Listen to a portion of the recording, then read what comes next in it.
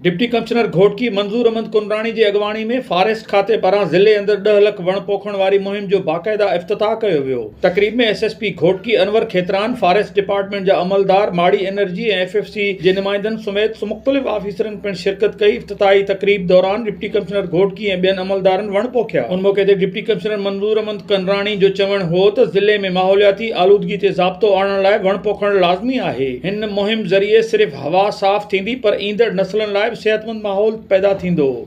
SSP Ghotki अनवर खेतरान पंहिंजे ख्यालनि जो इज़हार कंदे चयो त वण पोखण सां अमुन ऐं ख़ूबसूरती ॿिन्ही में इज़ाफ़ो थींदो। पुलिस ज़िले में वणनि जी तहफ़ुज़ ऐं उन्हनि जे सार संभाल लाइ हर मुमकिन साकार कंदी।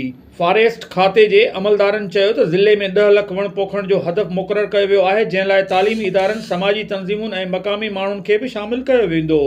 संदन चवणो त माण्हुनि खे बि घुर्जे त पंहिंजे हिसे जो घटि में घटि हिकु वण ज़रूरु पोखे माहौल खे बहितर बणाइण में किरदारु अदा कनि।